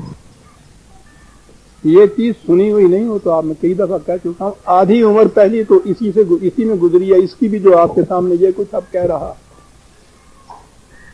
شریعت میں بھی اور تصوف میں بھی، دونوں میں یہ کہتی ہے. آدھی عمر اس میں گزری. پھر تو یاد ہوگا جو میں کہا کرنا کہ شریف مکہ رہا ہے کئی برس اے شیخ، یہ میر اب جو گدا ہے شراب خانے کا، قرآن کے محکدے کا جو گدا ہے، آپ کیا معلوم ہے کہ اس کی آدھی عمر اس میں گزری. پتہ نہیں اس کا یہ فضل تھا، اس کی رحمت تھی. اس دلدل سے نکل کے آ جانا، دونوں طرف سے دونوں چیزیں مسلط تھیں. دو خانوادوں کا صاحب مجاز تھا، تصوف والے جانتے ہیں صاحب مجاز کیا، خود جس کو اجازت ہو مرید کرنے کی. کتنے مرید؟ تعلیم کیا تھی سوچنا نہیں. بما سجادہ رنگی کن گرد پیرے مغام کہ سالک بے خبر نہ بوت زراہو رسم ممتن. پیر اگر کہتا ہے کہ اپنے اس فرقے کو اٹھا کے شراب کے مٹکے میں ڈبو دے مت تعمل کر مت سوچ، وہ تو اس سے زیادہ جانتا ہے. کیا بات ہے، سبحان اللہ سبحان اللہ. اور جب اس کے ساتھ تبلیغ کی تھاپ بھی ہو، سائیکالوجسٹ جانتے ہیں سب سے زیادہ انسانی اعصاب کو فکر کو مطلوب کرنے والی چیز تبلیغ کی تھاپ ہوتی ہے. ناچنے لگ جاتا ہے آدمی، جسے آپ کہتے ہیں بھنگڑا ڈالتا ہے، پاگل کر دیتی ہے یہ تبلیغ کی تھاپ. چلا رہا ہے سلسلہ عین اسلام. تو آپ نے اب دیکھا جسے میں نے کہا کہ احیاء اسلام جس کا نام آج رکھا جا رہا ہے وہ ہے کیا؟ ایک طرف تو وہ تبلیغ کی تھاپ سے کام نہیں چلا، ذرا مدھم پڑ گئی تو ڈھول بجاؤ، ذرا نچاؤ ان کو اس طرح سے. دوسری طرف اہل شریعت احباب. یہ اپریل کا طلوع اسلام. ایک حدیث بخاری میں منسوب میں نے کہا ہے نبی اکرم صلی اللہ علیہ وسلم کی یہ حدیثیں ہو نہیں سکتی. علم انسانی کی ان بلندیوں پہ جو اعلان کر رہا ہے کہ میں تم سے ایک بات کہنا چاہتا ہوں، صرف یہ کہ سوچا کرو، تو آپ کو یہ تعلیم دے گا کہ جس میں عقل و فکر کے سوئچ آف کر دیے جائیں گے. قرآن کی شہادت کے خلاف ہے کہ رسول اللہ صلی اللہ علیہ وسلم ایسی باتیں کریں. بخاری میں حدیث ہے. کیا آپ نے پوچھا کہ حضرات انہوں نے دریافت کیا صحابہ نے کہ یہ گرمی اور سردی کیسے آتی؟ کہا کہ دوزخ نے ایک دفعہ خدا سے اپنے یہ درخواست کی، شکایت کی کہ یہ آپ نے جو مجھے منہ بند کر رکھا ہے، میرا دم گھٹ جاتا ہے، تو مجھے سانس لینے کی اجازت دیجیے. کہا کہ اچھا سال میں 2 دفعہ سانس لینے کی اجازت ہے، ایک دفعہ اندر کھینچنے کی، ایک دفعہ باہر کھینچنے کی. جب وہ باہر سانس لیتا ہے تو گرمی آ جاتی ہے، جب اندر سانس لیتا ہے تو سردی آ جاتی ہے. گرمی اور سردی کے بدلنے کا یہ ہے، یہ حدیث بخاری کی رسول اللہ صلی اللہ علیہ وسلم کی زبان مبارک کی طرف منسوخ، میں منسوخ کہتا ہوں، وہ تو یہ کہتے ہیں قال رسول اللہ۔ اب سوچئے یہ، اس میں علم، بصیرت، عقل، فکر، تعقل، چوتھی پانچویں زبان کا بچہ جو ہے وہ پوچھتا ہے بابا جان یہ کیا چیز ہے، ہمیں تو پتا ہے گرمی کیسے آتی ہے، سردی کیسے آتی ہے، دن کیسے چڑھتا ہے، رات کیسے پڑتی ہے، تو یہ تو جہنم کے ساتھ، اور اگر یہ کیفیت ہے تو جہنم نے جب سانس باہر لی گرمی تو ساری دنیا پہ ایک دفعہ گرمی ایک ہی وقت میں آنی چاہیے تھی، پھر ٹیمپریچر ایک ہی ہونا چاہیے تھا۔ یہاں یہ کیفیت ہے کہ یہی نہیں ہے کہ کسی جگہ گرمی ہوتی ہے، کسی جگہ ٹھنڈ ہوتی ہے، کسی جگہ دوسرا موسم ہوتا ہے، اور پھر وہ جو قطب شمالی جنوبی کو کیا کریں گے، جہاں گرمی آتی نہیں ہے تو وہاں اس کی سانس پہنچتی نہیں ہے۔ اسی طرح سردی کی کیفیت ہے، تو یہ آپ سیدھی سی بات تھی، یہ کہیں لکھ کے یہ کہہ دیا تو اسلام کی جو شامت آئی کہ اس قسم کی روایات نبی اکرم صلی اللہ علیہ وسلم کی ہو نہیں سکتی، کہنے دیتے ہیں یہ بات۔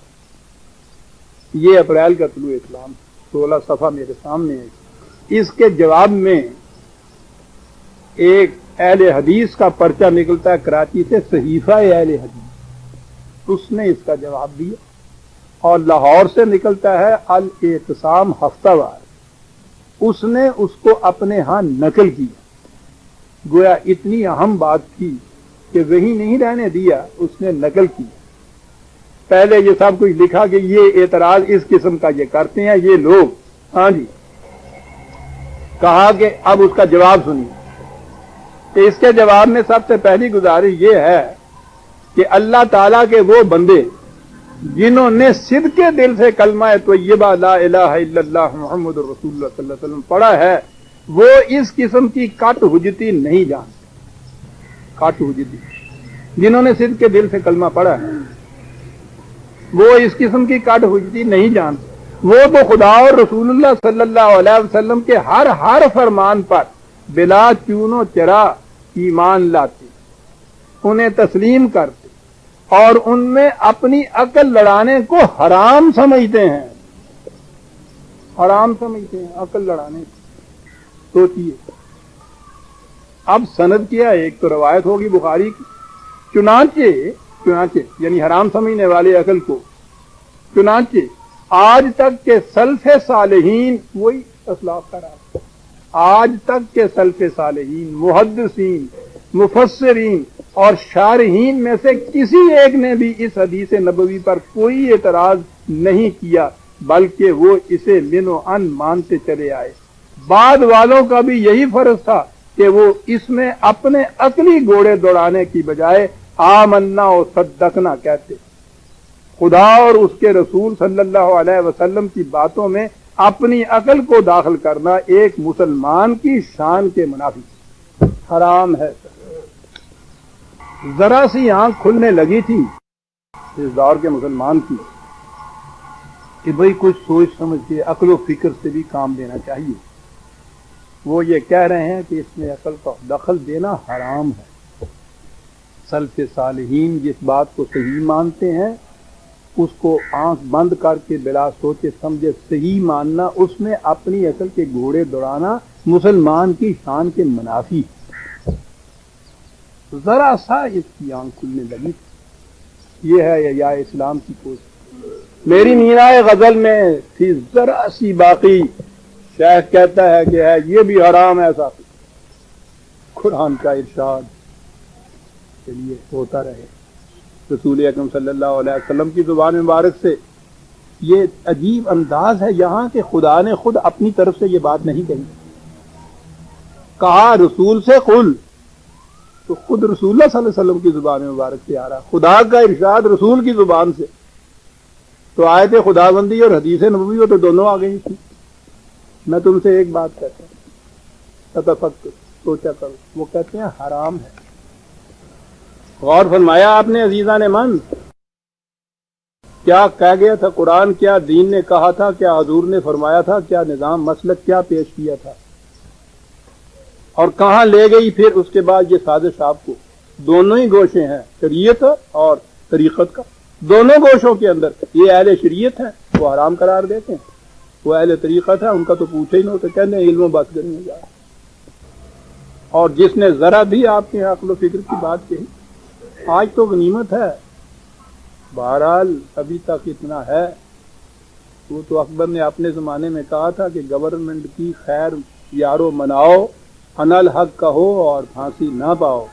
بچت تھی ابھی اتنی تھی، آج بھی یہ بچت. ورنہ اس سازش کے خلاف آپ کی تاریخ میں جنہوں نے بھی آواز اٹھائی کہ بابا قرآن تو عقل و فکر کی بات کرتا ہے، سمجھیے نا، یہی نہیں کہ ان کو حوالہ ادار و رسم کیا، ان کی تحریروں کا ایک ایک ورق جلا دیا، ملتا نہیں کہیں. اب ان کے حوال و قوائف یا ناموں تک سے بھی ہم ناواقف آج ہوتے اگر ہمیں ان کی تفسیروں میں، ان کی کتابوں میں ان کا نام لے کے جو گالیاں دی ہیں نا انہوں نے، اس طریقے سے ان کا نام آگے محفوظ رہا، ہم تک آیا ہے کہ صاحب یہ دیکھیے اس شخص کو خدا و رسول کا دشمن، ملحد، بے دین، نہ ماننے والا، کیا کہتا ہے کہ یہ قرآن کی آیات کو عقل و فکر کی روح سے سمجھنا چاہیے.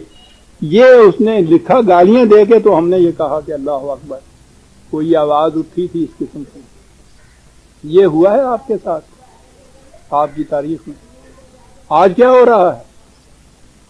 پرویز کیوں سب سے زیادہ قابل نفرت قرار دیا جا رہا ہے؟ سب سے زیادہ پروپیگنڈا اس ملک کے اندر، منکر، بے دین، ملحد، کمیونسٹ، یہ بھی اس ملک کے اندر جیتے ہیں، کسی کے خلاف پروپیگنڈا نہیں ہو رہا. وہ جس کی 50 سال عمر گزر گئی ہے کتاب اللہ کی آواز بلند کرتے ہوئے، یہ سب سے زیادہ پروپیگنڈا اس کے خلاف کیوں ہو رہا ہے؟ اس لیے کہ وہ کہتا ہے تفکروا، سوچا کر. انہیں پتا ہے کہ جہاں انہوں نے سوچنا شروع کیا قوم نے، ان کا دیوار پھٹ ہو کے رہ گیا. قرآن آیا جا الحق، اگلی آیت ہے جا الحق وزهق الباطل. قرآن کہتا ہے ان سے کہو سوچا کرو، سوچا کرو، تو اس کے بعد الحق آ جائے گا اور باطل دم دبا کے بھاگ جائے گا. انہیں یہ فکر کھا رہی ہے. قل ما سألتكم من أجر فهو لكم. اگلی بات کیا عظیم. چلیے یار، ایک بات تو یہ کہ سوچا کرو، پھر اس چیز کو بھی سوچو کہ میں جو جان اپنی کھپا رہا ہوں، مار رہا ہوں، دن رات یہ کچھ کر رہا ہوں، تکلیفیں برداشت کرتا ہوں، مصائب تمہارے جھیلتا ہوں، تم پتھر مار رہے ہو، سب کچھ، تو ذہن میں یہ آتا ہوگا کہ اس کا کوئی اپنا اس میں فائدہ ضرور ہے، مطلب ضرور ہے اس کا کوئی اپنا. ہاں، نظر نہیں آتا. کہا کل ما سألتكم من أجر. اور ان سے کہو میں اس کا کوئی معاوضہ بھی تم سے نہیں مانگتا. اور بڑی چیز ہے عزیزان من، کوئی شخص بھی آپ کو اس کا اگر قائل کر دے کہ جو کچھ میں تم سے کہتا ہوں میرا اس میں کوئی اپنا فائدہ یا مطلب نہیں ہے، آپ سوچنے لگ جاتے ہیں کہ پھر مجھے سوچنا چاہیے واقعی کہ یہ خود غرضی پہ مبنی نہیں ہے، یہ کوئی اجر نہیں مانتا. تو سوچو پھر کیوں یہ کچھ یہ کہہ رہا ہے. کیا عجیب چیز ہے. پہلی چیز یہ ہے کہ سوچا تھا، سوچو گے تو یہ بات واضح ہو جائے گی کہ یہ کہنے والا پاگل نہیں. اگلی بات یہ بھی سوچو کہ جو کچھ جان کھپا رہا ہے تمہارے لیے، وہ تم سے اس کا کوئی معاوضہ نہیں مانگتا. اور یہ جو تم دیکھ رہے ہو کہ تمہاری سے اصلاح کر رہا ہے، تنظیم کر رہا ہے، تم میں اخلاق کی بلندیاں پیدا کر رہا ہے، ایک نیا نظام دے رہا ہے، یہ جو کچھ ہو یہ میں اپنے لیے نہیں کچھ کر رہا، فَهُوَ لَكُمْ، یہ بھی تمہارے ہی لیے کر رہا. قرآن کی طرف دعوت دینے والے کے لیے عزیزان من دو بنیادی چیزیں آ گئی. عقل و فکر کو وہ دعوت دے اور اپنی ذات کے لیے کچھ نہ مانگے. اور مذہب تو عزیزان من پیشہ یا پروفیشن ہو جاتا ہے، ان کی روٹی کا ذریعہ ہی کوئی اور نہیں ہوتا. فکر کے سوئچ آف کرو، مذہب کو پروفیشن بنا. دونوں چیزیں دین کے خلاف کٹھی آئی ہیں قرآن کی. ان اجریہ الا علی اللہ. کیا بات ہے سائیکالوجی کی. کہا میں جانتا ہوں تم کہو گے کہ یہ تو انسان کی فطرت کے خلاف کہ جس میں اس کا کوئی مفاد نہ ہو اس کے لیے یہ کچھ کرے، بلا اجر کے یہ کچھ کرے. دل بے مدعا تو کہیں نہیں ملتا. یہ تو بات، انسان کا دل تو اسی کام کرنے کے لیے اٹھتا ہے جس میں کچھ اس کو اپنا فائدہ نظر آتا ہے. کہنے لگا یہ بات میں تمہیں بتا دوں، یہ جو میں نے کہا ہے کہ میں تم سے اجر نہیں مانتا، تو میں نے کہا یہ ہے ما سألتكم من أجر، میں تم سے اس کا بدلہ نہیں مانگتا، ان اجری الا علی اللہ، وہ میرا اجر دینے والا ہے، اس سے اجر مانگتا، تم سے نہیں مانگتا۔ اگلی چیز یہی ہے کہ ان انسانوں سے اجر نہ مانگے، صرف خدا کے لیے یہ کرے، اور وہ پھر یوں اجر دیتا ہے۔ انسانوں نے کیا اجر دینا ہے اس کے لیے؟ ان یا وَهُوَ عَلَى كُلِّ شَيْءٍ شَهِيدٌ۔ اور یہ بھی بات نہیں ہے کہ میں جان مارتا ہوا یہ کرتا رہوں، اس کے بعد جاؤں وہ کہ صاحب مجھے تو پتہ ہی نہیں ہے کیا کر رہے تھے، ساتھ کے ساتھ رپورٹ بھیجنی چاہیے تھی۔ وَهُوَ عَلَى كُلِّ شَيْءٍ شَهِيدٌ، ہر بات پہ وہ شاہد ہے، نگران ہے، گواہ ہے، دیکھتا ہے، جانتا ہے۔ اس لیے اس طرف سے میں بے فکر ہوں، تم سے کچھ نہیں مانگ۔ کیا باتیں ہو رہی ہیں عزیزان من، باقی رہی یہ کشمکش جو ہو رہی ہے، تم مخالفت کر رہے ہو، میں اس کے حق میں یہ کچھ کہتا کرا جا رہا ہوں، یہ کشمکش جو یہ کشمکش کو نئی بات نہیں، اس نے یہ نظام فطرت اس قسم کا بنایا ہے کہ تخریبی اور تعمیری قوتیں ہمیشہ برسر پیکار رہتی ہیں، ایک دوسرے کے خلاف جنگ لڑتی ہیں۔ نظام فطرتی ایسا بنایا ہے ہم نے، اس میں جو حقیقت پر مبنی شے ہوتی ہے وہ غالب آ جاتی ہے۔ بات یہ بھی بڑی لمبی ہے جو میں عرض کروں کہ فطرت کا نظام ہی اس طرح سے چلتا ہے۔ انسان کی زندگی تو بہرحال میرے سامنے ڈاکٹر بیٹھے ہیں، وہ مجھ سے زیادہ بہتر ہر سانس میں میٹابولزم اور کیٹابولزم کا ایک عمل جاری ہے۔ آپ کے میرے جسم کے اندر کروڑوں کی تعداد میں وہ سیلز ہیں اندر جو تخریب پیدا کر رہے ہیں، بیماری کی طرف، موت کی طرف لیے چلے جا رہے ہیں، اور اس کے بعد کروڑوں کی تعداد کے اندر ہم ایسے سیل پیدا کرتے چلے جا رہے ہیں جو ان سے لڑتے ہیں، ان کو تباہ کرتے ہیں، ان پہ غالب آتے ہیں۔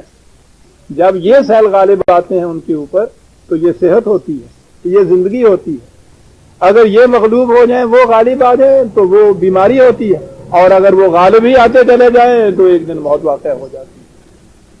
یہ حق اور باطل کی کشمکش کا سلسلہ زندگی کے ہر گوشے میں جاری ہے۔ نظاموں میں بھی یہی بات ہے۔ باطل کا نظام کچھ وقت کے لیے نظر آتا ہے کہ صاحب یہ تو قائم ہے، مستحکم ہے، چلا جا رہا ہے، اجڑتا نہیں، بدلتا نہیں۔ وہ کہا یہ اس لیے ہے کہ فوری گرفت نہیں ہوتی، میزان ہے، وزن ہوتا ہے، جس کا وزن زیادہ ہوتا ہے وہ غالب آتا ہے۔ حق کے نظام کا ابھی وزن زیادہ نہیں ہوا جو تم نے شروع کیا ہے، ذرا آگے بڑھنے دیجئے، اور اس کے بعد دیکھیے قل ان ربی یقذف بالحق علام الغیوب، یقذف، اس کے معنی ہوتا ہے کسی چیز کے اوپر جیسے ہتھوڑا مارتے ہیں نا کسی کو توڑنے کے لیے، اس کو کہتے ہیں قذف۔ اس کا نظام یہ ہے کہ وہ باطل کے سر کے اوپر حق کی چوٹیں لگاتا چلا جاتا ہے، اور حق میں ہی یہ صلاحیت ہے کہ وہ باقی رہے۔ بہت سی آیات اس کے متعلق بھی قرآن میں آئی ہیں، ایک دو آیتیں دیکھ لیجیے۔ 21/18 بل نقذف بالحق علی الباطل، نظام اس کا یہ ہے کہ وہ تعمیری قوتوں کو تخریبی قوتوں کے اوپر ٹکراتا ہوا مارتا ہوا چلا جاتا ہے، ٹکراتا ہوا چلا جاتا ہے، حتیٰ فَيَدْمَغُهُ، تاں کہ وہ باطل کا بھیجا نکال کے رکھ دیتا ہے حق۔ فائزہ ہوا ذائقہ، اور وہ دیکھو بھاگا ہوا جا رہا ہے۔ کیا انداز ہے کہنے کا، وہ گیا۔ فَيَدْمَغُهُ، کیچا توڑ کے رکھ دیتا ہے باطل کا۔ اس لیے کہا قل جاء الحق وما یبدئ الباطل وما یعید، ان سے کہہ دو کہ میں جو کچھ تمہیں دے رہا ہوں وہ الحق، علم و بصیرت پر مبنی، فکر و شعور کی روح سے پیش کرتا، سوچ سمجھ کے قبول کرنے کی تاکید کرتا ہوں، ہر معاملے کو آن میرٹ پرکھنے کے لیے تائید کرتا ہوں، یہ چیز پیش کر رہا ہوں، یہ الحق ہے۔ تھوڑا سا وقت چاہیے اس کے لیے، تاکہ وہ باطل کا نظام پہلے سے چھایا ہوا چلا آ رہا تھا، زمین گیر ہو گیا تھا، مستحکم ہو گیا تھا، اس کو جڑوں سے نکالنے کے لیے وقت کی ضرورت ہے، چل رہا ہے، تھوڑے ہی عرصے کے بعد تم دیکھنا الحق آ گیا۔ اور جب یہ آ جاتا ہے وما یبدئ الباطل وما یعید، باطل نے جس طرح سے شروع کیا تھا دوبارہ اس کی موجودگی میں وہ شروع بھی نہیں کر سکتا، جو کچھ کیا تھا اس نے اس کو دوبارہ ریپیٹ بھی نہیں کر سکتا جب یہ آ جاتا ہے۔ طلوع آفتاب کے بعد رات کی تاریکی کا کوئی شمع باقی نہیں رہا۔ حق میں تو بڑی قوت ہوتی ہے عزیزان نے، الحق ہونا چاہیے، پورا کمرہ گھٹا ٹوپ اندھیرا، اتنی سی دیا سلائی کی وہ بتی ہوتی ہے ماچس، اتنی ذرا سا اس کو آنکھ کو رگے گی، اور اس کے بعد جب اس میں چمک پیدا ہوتی ہے سارے کمرے سے ظاہر بات ہے، اندھیرا دم دبا کے بھاگ جاتا ہے، وہ کیا قرآن کہتا ہے، اور جب تک وہ موجود ہوتی ہے وہ کرن اس بتی کی، اس ماچس کی روشنی کی، اس وقت تک دوبارہ نہیں آتا، وہ دوبارہ آنے میں حق میں باطل میں یہ قوت نہیں ہوتی کہ دوبارہ آ جاتا ہے، حق کے نہ رہنے کا نام باطل ہوتا ہے، روشنی کے نہ ہونے کا نام تاریکی ہوتا ہے۔ عزیزان ایمان، تاریکی بذات خود اپنا وجود نہیں رکھتی، وجود تو روشنی کا ہوتا ہے، روشنی کے نہ ہونے کا نام تاریکی ہوتا ہے، یاد رکھیں۔ ہم گھبرا جاتے ہیں کہ صاحب باطل کا نظام چاروں طرف سے محیط، پچھلا درس جو تھا کہ جہنم محیط ہے چاروں طرف سے اور نکل نہیں سکتے، ہم گھبرا جاتے ہیں، اس میں مایوس ہو جاتے ہیں۔ یہ بجائے خیش اپنی اتنی قوت نہیں رکھتا، یہ اس لیے ہے کہ حق کا نظام جو ہے وہ آیا نہیں، جال حق۔ اور دوسری جگہ ہاں یہ بھی تو ایک آیت ہے، یہ تو 21/18 تھی، بڑی عجیب آیت ہے، فَيَدْمَغُهُ، اس کا بھیجا توڑ دیتا ہے۔ اور یہ ایک آیت ہے 17/81، وَقُلْ جَاءَ الْحَقُّ وَزَهَقَ الْبَاطِلُ إِنَّ الْبَاطِلَ كَانَ زَهُوقًا۔ اس سے کہو کہ روشنی آئی تاریکی گئی۔ اصل یہ ہے کہ تاریکی جو تھی وہ تو تھی اس وقت تک جب تک حق آتا نہیں تھا، تاریکی تو بنی ہی جانے کے لیے تھی۔ کیا الفاظ ہیں قرآن میں، ذرا سی حرکت پیدا ہو جائے، جرسوں میں فغاں پوشیدہ ہے میرے رگوں پہ میں، یہ خاموشی میری وقت رحیل کارواں تک ہے۔ اونٹوں کے گلے میں بندھی ہوئی گھنٹیاں خاموش ہوتی ہیں کیونکہ بیٹھے ہوئے ہوتے ہیں، اونٹ کارواں سویا ہوا ہوتا ہے، اٹھ کے کارواں کو چلنے دیجئے، یہ گھنٹیاں خوب بجنی شروع ہو جائیں گی۔ بڑے حسین انداز میں یہ بات کرتا ہے، کیسی عمدہ تشبیہ۔ فغاں ہوں میں، جرس ہوں میں، فغاں پوشیدہ میرے رگو پہ میں، وہ گھنٹی ساری فغاں ہوتی ہے، یہ خاموشی میری وقت رحیل کارواں تک ہے۔ جاء الحق زہق الباطل ان الباطل کان زہوقا۔ خاموشی کا وجود نہیں ہوتا، وہ تو آواز اور فغاں کے نہ ہونے کی وجہ سے خاموشی ہوتی ہے۔ انٹروتھ اپنا وجود نہیں رکھتا، وہ انٹروتھ کہلاتا ہے، ٹروتھ آ جائے تو ان نکل جاتا ہے۔ قل جاء الحق وما یبدئ الباطل وما یعید، وقت ہو گیا۔ اور اگلی آیت پھر ایک عظیم آیت آ رہی ہے، اللہ اکبر۔ میں نے کہا تھا نا کہ قرآن کریم ویسے تو سارا قرآن ہی ہے، ہر سورت کے آخر کے جو چند آیتیں آتی ہیں نا وہ اس سورت کا بھی سارا ملخص اس کے اندر بیان کرتا چلا جاتا ہے۔